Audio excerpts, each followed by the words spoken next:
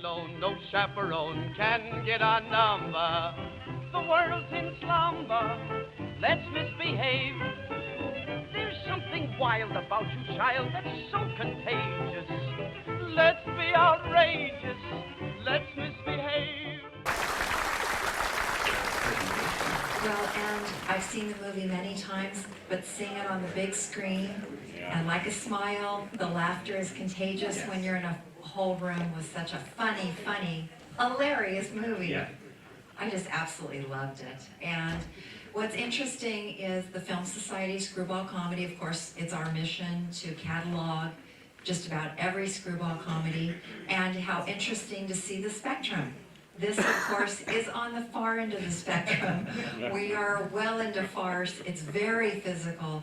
It is so fast. It's probably on the edge, right, with Bringing Up Baby from 1938, and also with Cary Grant and his expertise. It's interesting because he is in so many screwball comedies, and seeing him go from different role to different role. He is a magnificent actor. People who say he only plays Cary Grant persona, they haven't been looking closely. And he was a professional acrobat before he was an actor. And doesn't it show in this film? The physicality is amazing. Yeah. I mean, that and Holiday when he's doing the handsprings, and he is so agile and quick on his feet. In addition to being impossibly handsome and charming, and what a pleasure to see him on the big screen. So, you had mentioned in your introduction that Cary Grant was not the first selected choice for the role of Mortimer. Tell me about the Raymond Massey role of Jonathan the brother. What about him? Well, I think, did you like Raymond Massey as Jonathan, by the way? There's a TV version that he's in that I think Peter Lorre is also in. That's a little harder to find, but it exists. So he did get to record his performance in a way. And I think Raymond Massey's terrific. Raymond Massey is so menacing. Yeah. He is ideal for the role. And especially with Max Steiner's music coming in every time you see that horrible murderous brother. Right. And it reminded me something about Max Steiner as a composer. This is the guy, in case you don't know, who came to Hollywood at the dawn of the talkies when no one had really any idea how to combine music and film other than having people sing. He was the one who said, I think scenes would be better if there was an underscoring. And the producers said, but Max, won't the audience wonder where the music is coming from? As if they hadn't heard music for silent films for 30 years. And finally, he worked with David O. Selznick, who took over RKO, and Max was the musical director, and together they basically created Hollywood film music as we know it. Well, that was about a decade before this film, but it only took Max a couple of years to realize that one of the successful ways to score a movie was he determined on a musical scale where an actor's voice was, like what their pitch was, if it were a note. And then he would write below and above the actor's voice so it never interfered. And even though Warner Brothers liked a big, brassy sound, and we know that Warner Brothers sound from the fanfare, which, by the way, Max Steiner wrote, but all through Steiner's handwritten scores, which survived, which I went through for his biography, in addition to lots and lots of bad jokes, somehow he found time to scribble endless jokes in the margins, just to stay awake all night, I think, writing. He often says quietly, and I just love the quietness of the scoring of those scenes, the bodies being taken in the dark. He does a great job with that. And didn't you say in your book also that the notations on the scores helped give you insights into his motivation as he's writing? Oh, absolutely. Max will somehow write thousands and thousands of notes under deadline with an orchestra possibly hours away from playing the cue. And the person who's going to be turning his handwritten score into music parts, Hugo Friedhofer, who went on to be an Oscar-winning composer, his orchestrator, he's writing, Hugo, this, and he's writing studio gossip, frustrations about his love life, bad puns and great puns. I think being Austrian, having to learn the English language, made him very sensitive to wordplay. He was very funny, and in a business that had a lot of, let's say, a majority of really rather ruthless or, let's say, driven people, Max was driven to succeed, but he was a lot of fun. And he was great company for the 5.5 years I worked on his biography because he was a really empathetic person. He was in desperate financial straits for most of his life because he couldn't resist giving a handout to friends who hadn't made it as he had. He'd worked on Broadway, he'd worked in operettas in Vienna, he knew lots of people. So when he was successful, first at RKO, then with Selznick, he scored Gone with the Wind, and then for the longest time at Warner Brothers, he gave away a lot of his money. He lived so well, and I'll just say that the great payoff of his life is that after spending decades in debt and his money, people messed up his taxes. He had 3 alimonies. There was no way this person could ever get out of the enormous mountain of debt that he had. In 1959, he was asked at the age of 71 to score a movie called A Summer Place. And he dashed off a little tune for the Young Lovers in minutes for this. And they released it as a record. And that record won the Grammy for Record of the Year. It sold, I think, 9 million or 6 million copies in the US alone, and millions all over the globe. It became what Billboard magazine said was the most successful instrumental of the rock and roll era, written by a 71-year-old Austrian. And it made him millions of dollars, and he spent his final years, in security. So he deserved it after scoring hundreds of movies.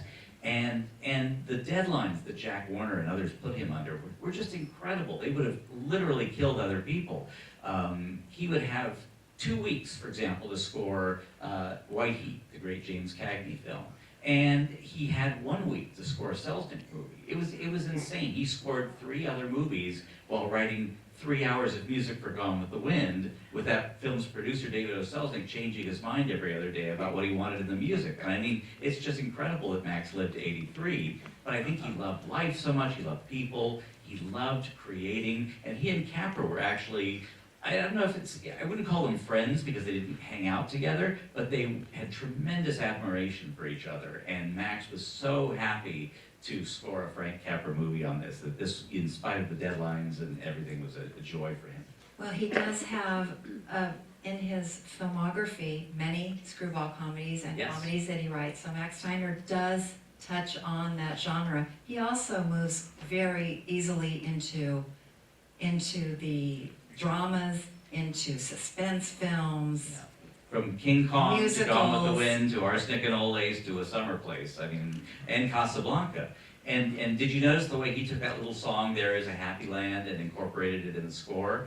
He was really good at taking little themes like that and weaving them in so they sound like his own music and make a fabric of it. And the ultimate example was using the Herman Hupfeld song As Time Goes By, written for a flop Broadway show in 1931, using that in Casablanca at the insistence of the film's producer, Hal Wallace. And I have to say, as hard as it is to believe, Max Steiner is the only person I've ever known of who hated the song As Time Goes By. He absolutely did not want to use it, but it was in the play that Casablanca was based on. Hal Wallace thought it was perfect, and Max, coming from Austria, he thought that he said, "What's romantic about ta-ta, ta-ta, ta-ta, ta-ta, ta-ta, ta-ta? That's not a love theme." And then when he incorporated it into the score, it sounds not only like he loved the song, it sounds like he wrote the song. He does such a brilliant job weaving it into his score. And ultimately, and typically, he had a sense of humor about it, because on the final page of his handwritten score to Hugo Friedhofer, the orchestrator, he writes, "Dear Hugo, I am very happy with all your work. Sincerely, Herman Hupfeld." Well, and the way he paced it, depending on where it is being interwoven in Casablanca, so creative. Only so in those clever. moments between Rick and Ilsa. Yeah. Yes. Now, we talked about Max Steiner and pacing and how important that is for the screwball comedy. Also, the editing of the film. Yes. You are an expert producer. You've produced over 200 documentaries, so you're very sensitive to editing. And tell me about your observations regarding Dan Mandel and his editing. He is a master. Yes. 3-time Oscar winner, Yes. 2 additional nominations. What did you observe there? Because the cutting, it changes throughout the film. Yeah, I was really admiring, as I hope you kind of just felt as moviegoers, that this film, although it's frenetic in a lot of places, it isn't relentless. And I think the mistake that some farcical plays that become movies, the mistake made is that they never let up. And what I think is so smart about this movie is it breathes in those places where then the farce scenes really play and really work. It's not overcut, it's not these quick cuts that are so frenetic that it just exhausts you watching. Exactly. There are some very long takes if you study these scenes. Yes, and it's interesting because overall Warner Brothers did cut their movies faster than the other studios, and I think that's part of the reason that so many Warner Brothers films play wonderfully for an audience today, because our sensibilities watching things are faster than people's were in the 30s and 40s. And the producer, Hal Wallace, he didn't produce this film, but he made Casablanca and Yankee Doodle Dandy and Adventures of Robin Hood. He was a master of saying, take 12 frames out here, take 6 frames out here. I mean, he had a sense of rhythm, and they, as you said, they had superb editors. And their ability to just know the rhythm of a movie was great. And that was another thing Steiner was so good at, was he had to score a lot of plays. So many movies were adapted from plays. And some of them were really difficult because if the film wasn't done well, I'll just mention a drama that I don't think works well called Watch Along the Rhine. Watch on the Rhine. Is that the title of it? You'll never show it as a screwball comedy because it's a very heavy Lillian Hellman play about Nazis. But it's just a film play. No one stops talking. And Max said, this is the hardest movie I've ever had to score because there was no way to try to help it have a rhythm. Whereas a movie like this, he could help smooth it all out into consistency. Yes, we can't finish without talking about the writing, and that is the backbone of all screwball comedy, is that witty, rapid-fire dialogue. There was severe censorship imposed during the time, and that was really one of the strong motivators of this genre being created. Yes. And so you have the Epstein brothers. Boy, this movie has so many masters, from the director Capra, the editor, you've got Saul Polito doing the cinematography, and then you have the Epstein brothers. Yes, and to me this is a perfect adaptation because they kept all the best parts of the play and then they embellished it, not in a way to just gratuitously add scenes, but I think all the scenes where you leave the house or they're in the graveyard work. And as I recall, the play is not set at Halloween, and that was an idea of theirs to just give it, and Capra loved, he was saying like more fog, more wind machines, I love this, make the graveyard really spooky, so they loved that atmosphere. But the Epsteins were so smart.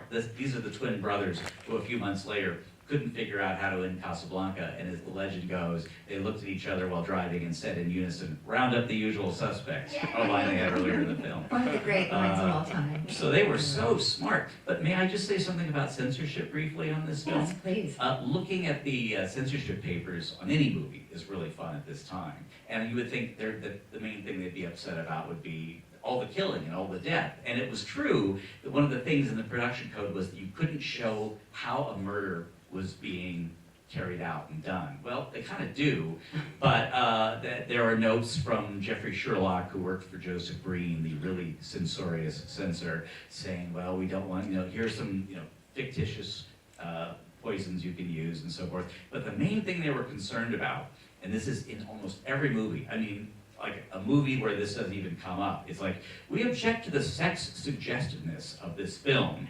And they were upset that the film made it too clear that Mortimer and Elaine, thank you, Elaine, want to go consummate their marriage. And it's like they're married, but that was still problematic for the censors. It was like, can you take out all that dialogue where they want to start their honeymoon? That tells you what filmmakers were up against. But it also, and that's why I think Max's music is helpful in being romantic in their scenes. But it was in there. You get it, and that's the wonderful thing about screwball comedy is it's all sublimated in performance, in and it's dialogue. nuanced, and it's so much more pleasurable than having overt, in-your-face sexuality or sexual dialogue that's very forceful.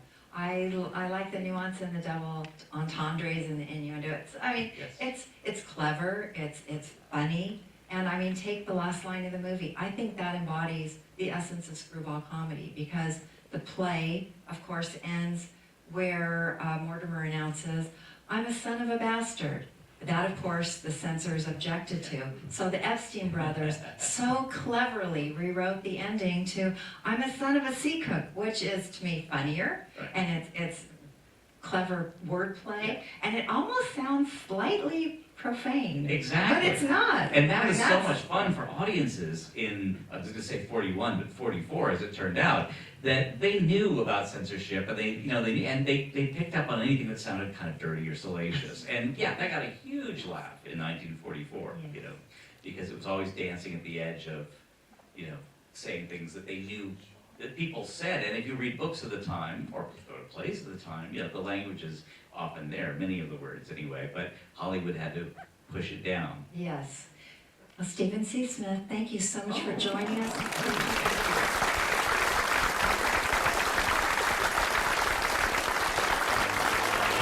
We're all alone, no chaperone can get our number. The world's in slumber, let's misbehave. There's something wild about you, child, that's so contagious. Let's be outrageous, let's misbehave. When Adam won Eve's hand, he wouldn't stand for teasing. He didn't care about those apples out of season. They say the spring means just one thing to little lovebirds.